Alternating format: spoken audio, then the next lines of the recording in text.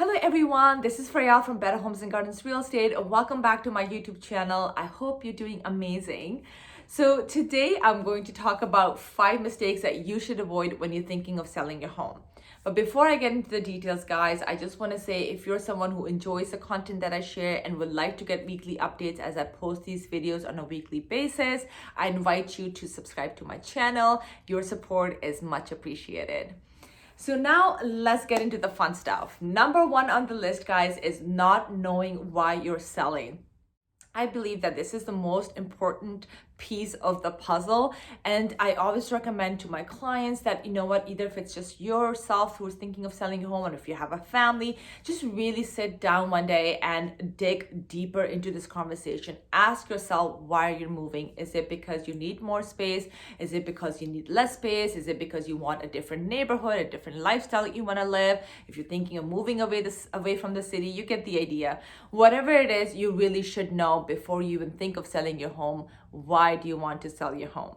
And number 2 over here, I would like to say is that really know where that money is going to go. Is that money going towards another home that you're moving to? Is that money going towards some other investments that you're thinking of? Or is that money is just going to sit in the bank and you're going to save it? If that's the case, I highly recommend not to do so, because money just sitting in the bank is not going to give you any return. I highly recommend that you use that money towards another piece of real estate. So number 2, guys, on the list is not doing your pre-home list. This includes, of course, the most talked about and the most obvious items such as decluttering and cleaning. You probably heard it gazillion times. But the one that I really want to talk about is not knowing exactly what's the condition of your home and doing those minor fixes that can save you a lot of headache down the road. And the best way to find that out is doing a pre-home inspection. Because guess what, guys? Buyer who will buy your home will definitely do their home inspection, and that way you will know exactly, they're going to find out the exact same items that you're going to find out in your pre-home inspection. So I believe that a lot of people, they get scared. They're like, oh, what if we find something really, crazy and we have to take care of it? But guess what? The buyer will find out the same thing. So isn't it better that you find out beforehand and be prepared to deal with that conversation? Or better yet, you actually get it fixed before. And if you don't want to, then just keep in mind that the buyer will try to negotiate that in the price. So whichever way you go, at least mentally, you will be prepared what's coming your way. Number 3 on the list, guys, is not staging your home. So I have a rule in my business that every single home that I list, I end up staging it. Of course, there are some exceptions to it. I will go into that just in a bit. But just know that staged homes do end up selling for a lot more than properties that are not staged. On average, it can be anywhere between 5 to 6% that you're leaving on the table if your property is not staged. Now, going back to the exceptions I was telling you about, is that let's say if your property is a gut job, or your property, you're selling it as is and needs major renovations, and of course staging might not be the option for you. And I wouldn't bring in brand new furniture just to stage it in one room. You get the idea. But those are the exceptions that in that case, of course, I wouldn't stage.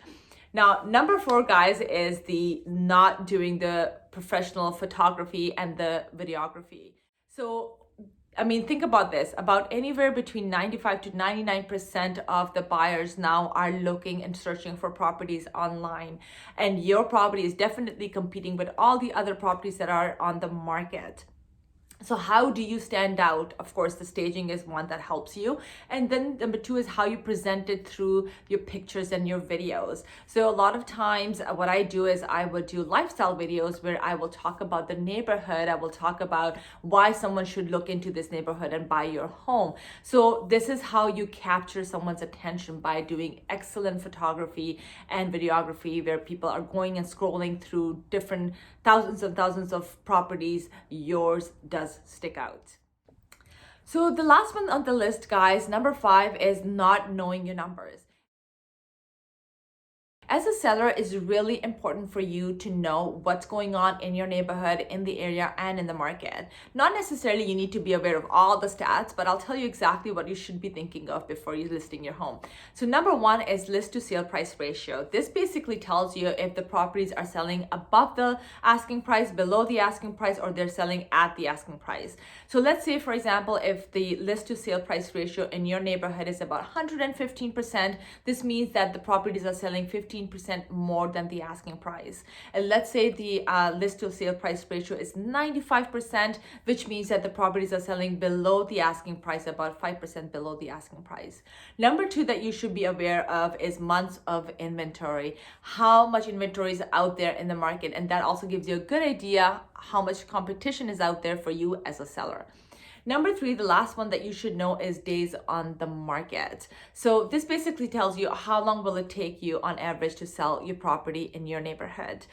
Usually I would say that you will likely to attract a type of buyers that are willing and they like your properties. They are, ready to make that offer within 7 to 10 days of you being on the market. So your goal is to make sure that your property is ready. You do all the steps that I've mentioned to you earlier before, so you get it going in within those first 7 to 10 days of your being on the market. So I hope you enjoyed this video. If you have any questions, please let me know. I'm always here to help.